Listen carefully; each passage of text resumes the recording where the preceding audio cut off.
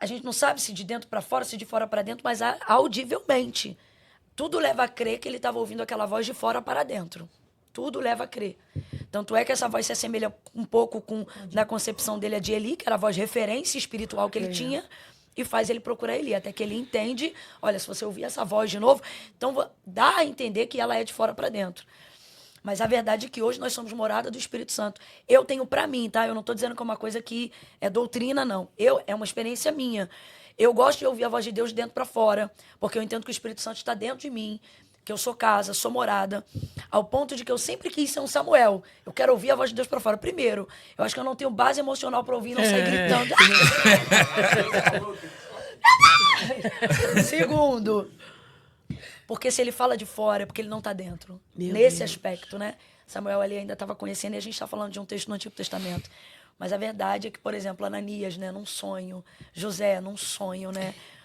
Você vê Paulo em arrebatamento de sentido, João em visões, sempre de dentro, algo dentro produzindo. Eu acho que dando muito a ideia de que está aqui, está em você, está com você. Então, eu particularmente gosto dessa concepção.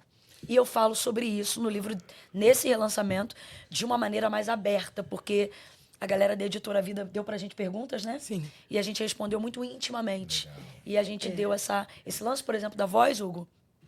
Eu comparei a vida de quem está começando a ouvir a voz de Deus como uma frequência de rádio que está num lugar onde tem muitas outras antenas de rádio pirata, que tentam se aproveitar do sinal. E aí a gente fala um pouquinho sobre isso. Sobre como que você elimina os sinais para poder ter aquela voz como uma voz que não disputa mais com outras vozes, né? É um processo. É um processo e a gente fala um pouquinho disso aqui. Eu tava pensando num personagem bíblico aqui que ele não ouvia a voz diretamente de Deus, mas ele era o homem segundo o coração de Deus, que foi Davi. Ele ouvia a voz de Deus através dos profetas, não ouvia audivelmente. Sim. Mesmo assim, não deixou de ser o homem segundo o coração de Deus. Gente, o livro de Esther não tem um assim, diz o Senhor. Deus. Mas a gente vê a mão invisível A de gente Deus está falando de uma geração, de um reino, de tudo. Em tudo, orquestrando, cuidando. Camila, ainda com você, você fala no seu livro muito sobre ouvir a voz do futuro e trazer isso para o presente. Não, sobre ouvir a voz de Deus, mas como seria ouvir essa voz do futuro e trazer isso para o presente? Sim. É a capacidade que a gente desenvolve uma vez que a gente se torna consciente do conhecimento da palavra. E é válido dizer isso, gente. A Bíblia não é um livro para ser lido só por pregadores. Isso. Nós comemoramos 507 anos agora da Reforma Protestante, né? Sim. E essa foi uma luta de homens de Deus, né? Escritura pela escritura.